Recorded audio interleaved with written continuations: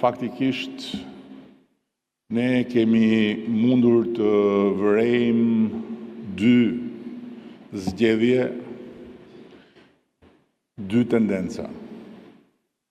Njëra zgjedhja e inercisë dhe tendenca e të kërkuarit të garancisë së të nesërmes tek lehtësimet, tek shiringat e qeverisë dhe deri tek kërkesa për të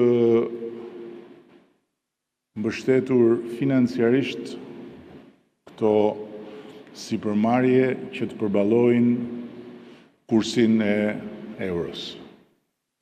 Natyrisht që kjo është një zgjedhje e lirë, por është një tendencë që shkon në të kundërt me procesin e pakthyeshëm edhe të pandalshëm të